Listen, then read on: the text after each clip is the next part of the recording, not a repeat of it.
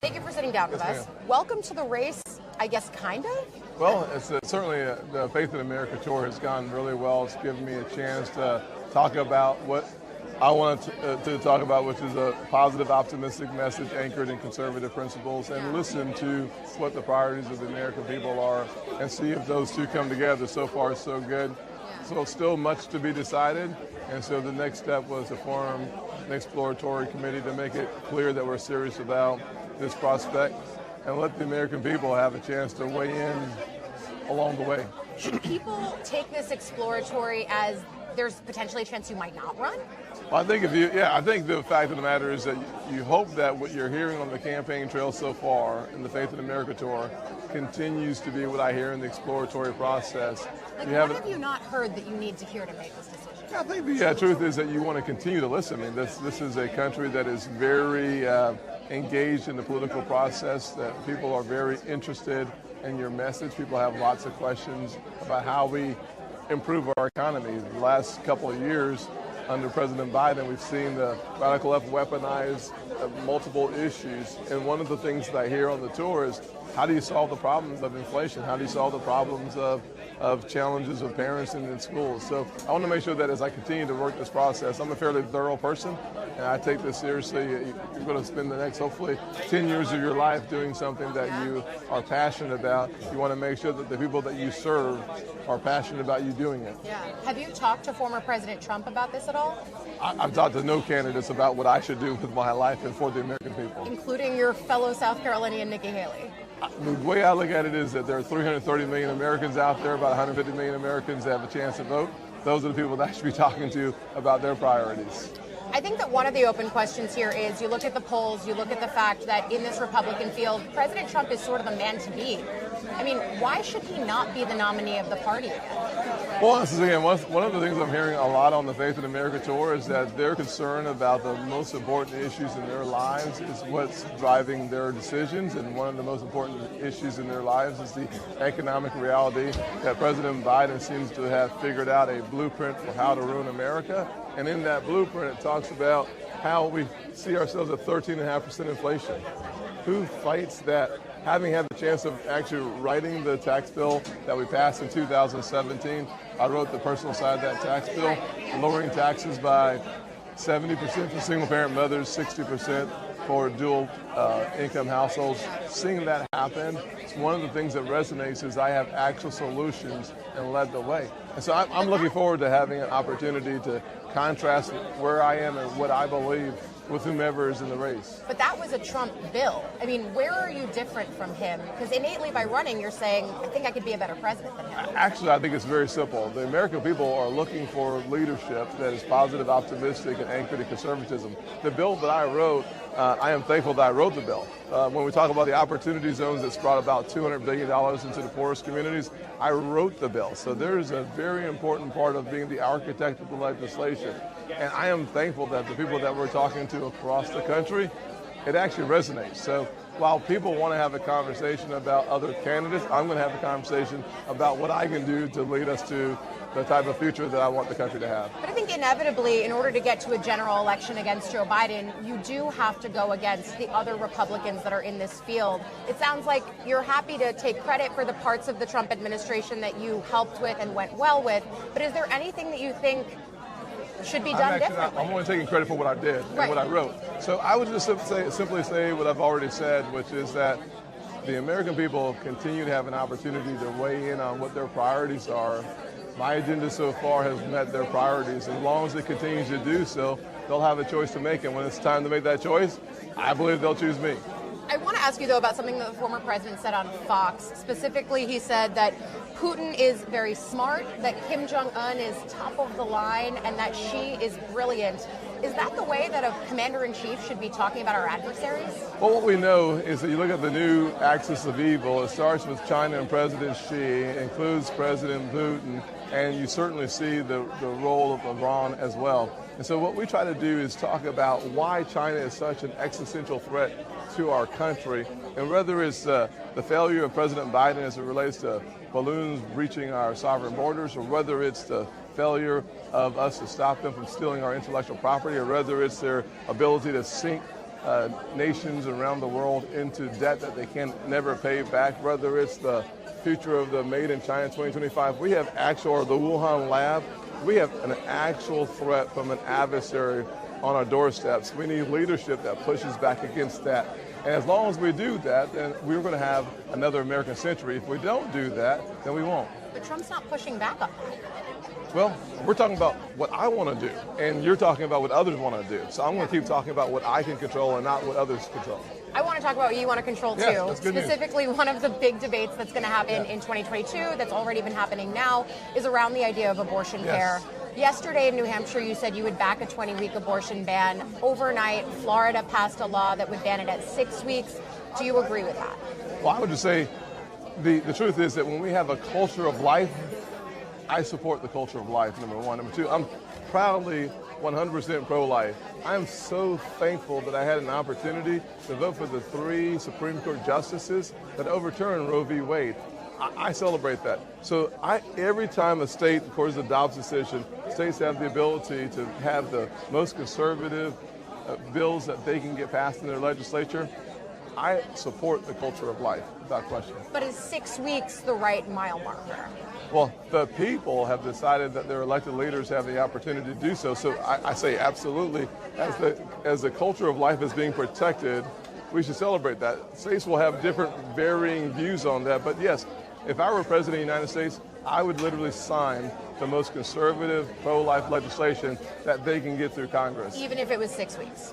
I'm not going to talk about 6 or 5 or 7 or 10. I'm just saying that whatever the most conservative legislation is that can come through Congress is what you would sign. Yes.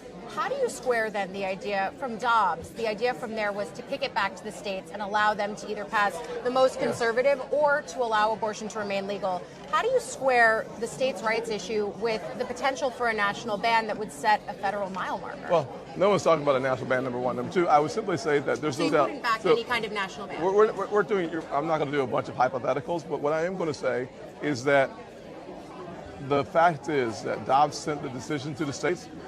100% agree with that. Our friends on the left in the Senate, they want to have abortion from a federal perspective up until the day of birth. I oppose that. If it requires federal legislation, and it appears it will, to usurp the Democrats' radical view, allowing abortion to the last day of pregnancy, we will stand in the gap and not allow that to happen. So that's just where the radical left is taking the issue. Instead of allowing, there's just a lot of space, though, I feel, between. I'll just finish. Allowing the courts to send it to the states, and then the Democrats weaponize it in the Senate to make it a federal issue again. If they're going to make it a federal issue, we're going to create a backstop where they can't go too far. Having conversations about having third trimester abortions is unbelievable. Why would we ever be in the camp of North Korea and China? I never get an answer to that question. I think the conversation is happening around, 6 or 12 or 20. I actually agree with you. I disagree with you totally. The fact of the matter is that in the United States Senate where I serve, every single Democrat has voted for late-term abortions up until the day of birth. Number one. Number two, they've actually said they would allow for abortions to happen based on gender, based on race, based on the disability of the children. What we're not actually having in this country is an actual debate about the holistic view of abortion. We're having it about 6 weeks or 8 weeks or 10 weeks, but no one seems to want to cover the fact that we're going to be a country that allows abortions in the 38th, 39th weeks of pregnancy. There's no way that can be a good thing. And so, yes, we should stand up and be counted against the lunacy of the left that wants to allow for abortions up until the day of birth. That's just, I don't know how that is controversial, because it's not controversial in almost any other country on earth. One of the things that's also working its way through the courts right now is around the idea of mifepristone. Do you have any concerns about setting a precedent that judges can decide what's medically sound for Americans to take as pills? Yeah, there are contradictory decisions from lower courts.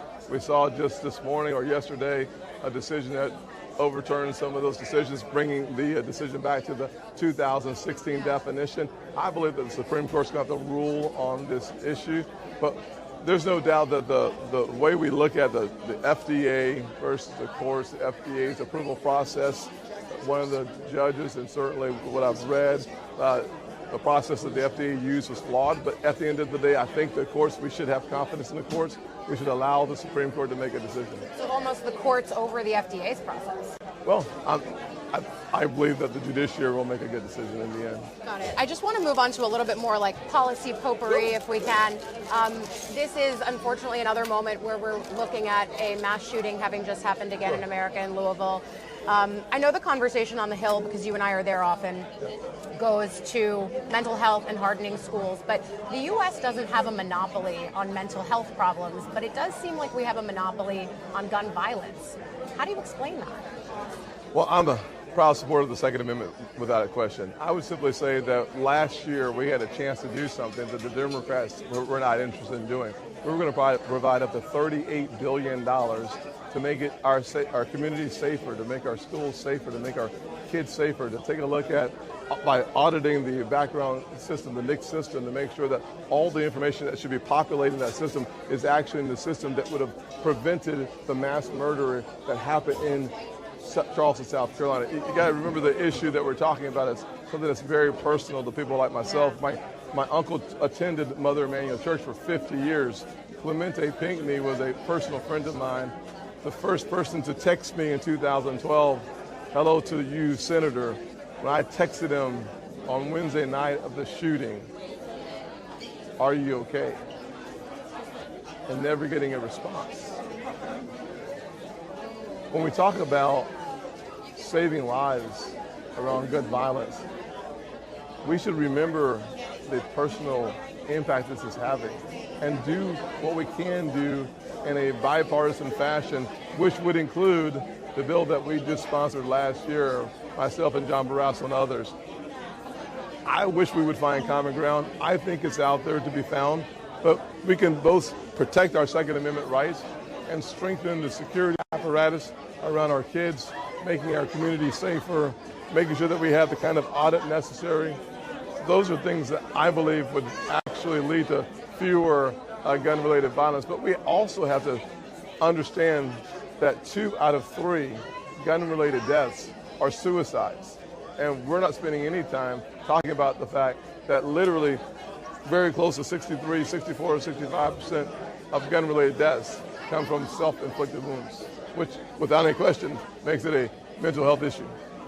I have 2 more questions, and one of them is very short, so we'll get to the longer one first, which is, I was on the campaign trail with you 2 days ago in Iowa. You were vocal about critical race theory, but then also innate in your story, I mean, your launch video had references to the Civil War. You've talked about how your family story is one from cotton to Congress. Absolutely. How would you propose American schools teach both the cotton and the Congress? Easily. That's easy to do. It's just called history. Tell the truth. Why is that not what they're doing now? I'm sorry? How is that not what they're doing now? Well, when you start teaching kids because of the color of their skin, because if you're a white kid, you're automatically an oppressor, and if you're a black kid, you're the oppressed. When you start telling me that I'm a victim because of the color of my skin, you're not teaching history. When you start talking about the fact that the Civil War and our original sin is actually the defining moment of this country, and you never get to the story of redemption where 700,000 American men lost their lives in pursuit of making sure that people that look like me are free, if you're only going to tell part of the story, it's not history. That's called a myth that doesn't exist. So if you're going to tell the whole story, it is a painful process to see America's evolution, but it is a necessary process to see the whole story. Too often today, what we're trying to do is to indoctrinate kids on what they should believe, not how to think, but what to think. And that is a crisis in our country, and particularly in our schools, where our kids today don't really have this skill set to critically analyze the information. They're just being fed that America is an evil country, that the goal should be for us to cancel our founding fathers. I say that's absolutely, positively, unequivocally wrong.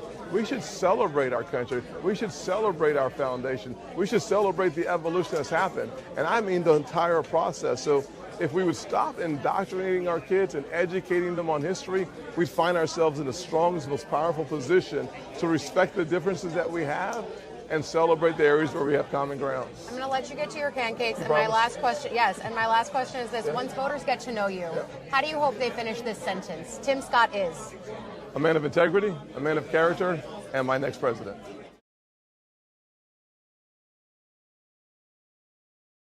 Thanks for watching our YouTube channel. Follow today's top stories and breaking news by downloading the NBC News app.